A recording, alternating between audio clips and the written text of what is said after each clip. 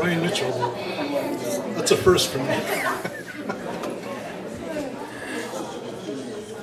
I'd first like to start off by saying, boy, this is a hard act to follow.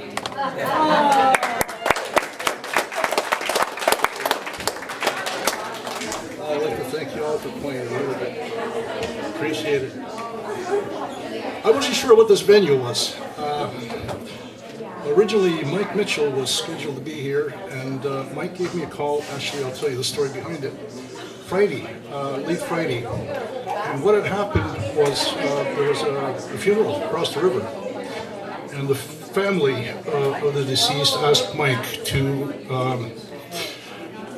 take part in the funeral exercise. There's an exercise; it's a traditional part of the funeral exercise, where you have one member that's making a statement on behalf of the community, and you have another individual that stands up on behalf of the family, and they have exchanges. And basically the whole idea of the exchange is to console each other and to begin building the network of support that's required for the grieving process. It's a pretty hard role to turn down when one is asked to do it. It's actually an honor and a privilege to be asked by a family to do that.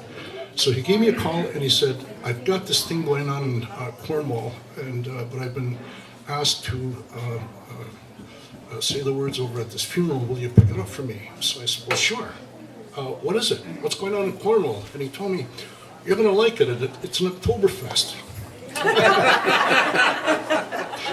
And I said, really? Where's it taking place? And he said, over at the RCAF facility. I said, really? Jeez. And I've never been in here. I said, yeah, okay, that sounds like it'd be interesting. What do I need to do? He said, well, they asked me to play guitar. So he said, you remember how to play? I said, well, I haven't played for like 15 years. So it's kind of funny. Yesterday I pulled my guitar out. I've got a 12-string. I pulled it out and I started practicing. I said, yeah, I can do it. And I can do this. I know I can do it. 4 or 5 hours of practice. Well, I practiced for about an hour and my fingers just kind of broke off. After an hour, I couldn't hit a note. I couldn't, my chords were all off and the timing was all off. But, so I said, okay, well, I'll show up anyway. And I'm glad, the timing was perfect. When I walked in, I saw Sean and his partner here playing. It was excellent, excellent music. It's good to see such dynamic talent coming up. And it got me thinking when I was listening to this, listening to the music, that in a roundabout way, it seems like we don't place enough emphasis and investment. The balance, I think, between what we invest in the arts and what we invest in sports is a little disproportionate at times. It's easy. It's easy, and sometimes it's more popular to invest in arenas, to invest in high competitive sports programs. And the arts sometimes takes the back door.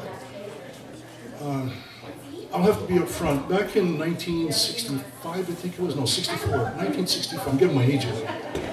From 1964 to about 1972, I played in different rock and roll groups. I think we were one of the first rock and roll groups in rural New York State. We played in Plattsburgh, Syracuse, different venues across the state. We played here in Cornwall a couple of times.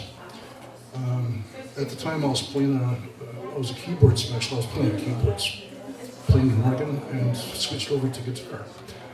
But at the same time, I was participating. I played lacrosse. I was a competitive lacrosse player.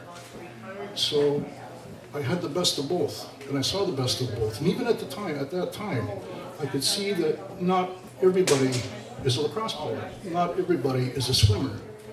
Not everybody, is a ballet dancer. Not everybody is involved in competitive sports. Not everybody plays basketball.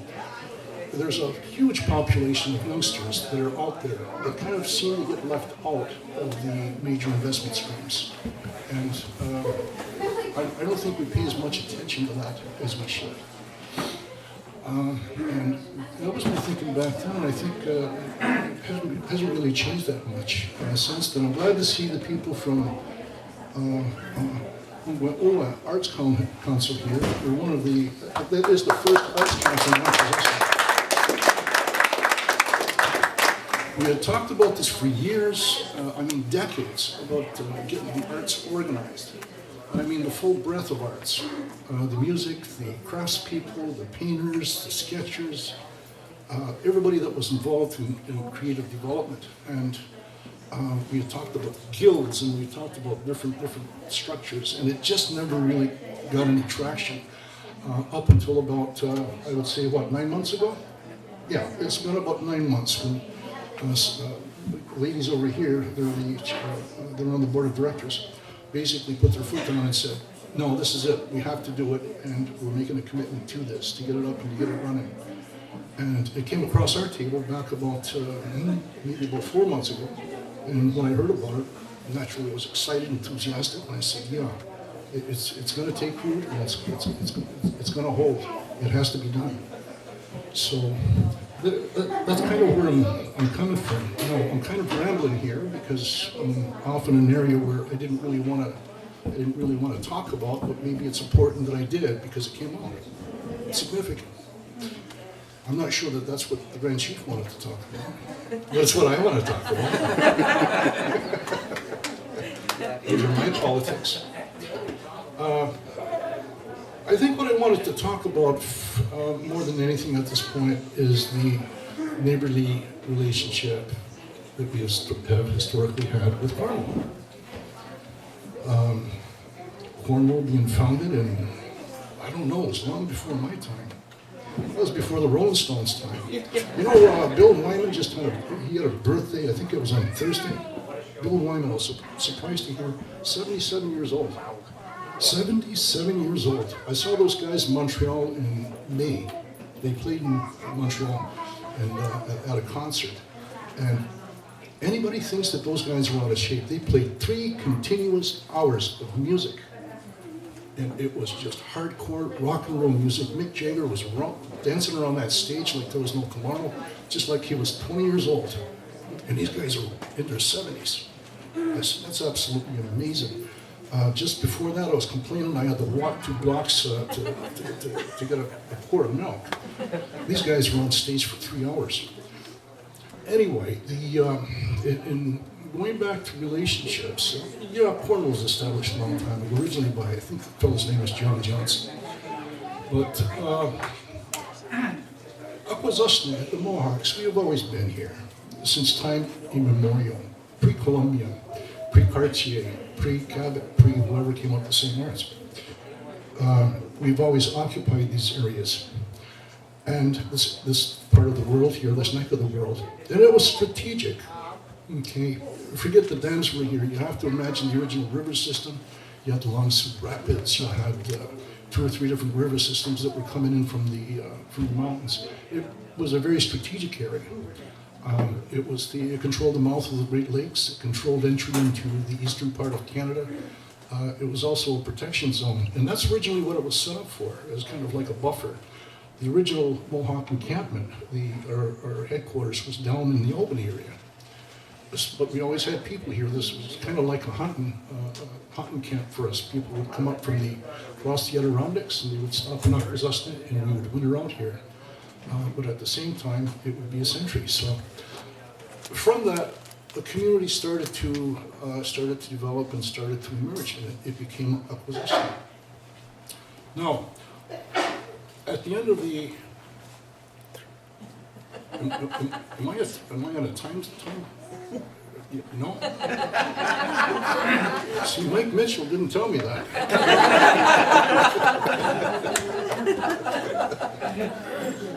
5 minutes. Okay. 5 minutes. Okay, give me 5 minutes. Okay, I can summarize a lot of this up in 5 minutes. But really, some of the original protocols with the movement of the Loyalists during the colonial period for the use of the northern lands and the exchanges that were made and the quid pro quos. I'll tell you, one of the original arrangements that was made at that time was kind of unique. The Loyalists were basically asking, can we use the land? And we said, for what? They said, well, we want to farm. So I said, okay. We're talking about the northern lands, what you call the Indian lands, that extend from Boundary Road back into probably the Quebec border. So we said, yeah, but how's this going to work? How are two peoples going to coexist? They said, well, you all do your thing on the North Shore. You want to farm, you can use the land, but you can take the wood out. But you can't interfere. If we want to go out, we want to hunt, because we hunt that area. You can't prevent us from hunting.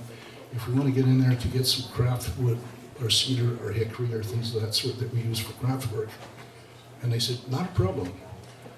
So we said, in the wintertime, if people get caught out there, and this came the reverse, they said, if your people get caught up here, it went so far as to lay out a type of an obligation that we would provide you with a hot meal in the morning and quarters for the night. So you wouldn't be caught in a storm, you wouldn't have to go in cold. So I said, fine. So they said, what's the exchange? So they thought about it, the chiefs in the village, who were called the village chiefs, and they said, you know what? The quid pro quo on this is that at the end of the season, the end of the harvest season, after you've taken out everything that you need that is surplus to take you through the winter, after you've taken out everything that you've set aside on top of that surplus for emergency, if there's anything left from that you don't need, and it's not necessarily from the harvest, it could be anything, any product that you might want to put, you're going to put that in a sleigh and bring that out to the middle of the river. And there was a designated spot. That spot was just on the east side of St. Regis Island, probably right across from Somerstown, out in that area. And the designated date was sometime just after New Year's. And there'll be an exchange there. There'll be an exchange of gifts, actually. And we would do the same thing. We would put together a sleigh, we would go out there, and there would be literally an exchange of products. You know, that practice started in the late 1700s and was in place until 1949. 1949 was the last shipment. And I asked why, and they said, the way the story went was that apparently there was some revelers, and I don't know where they were from, but the sleigh coming from Alexandria was hijacked, and the raiders,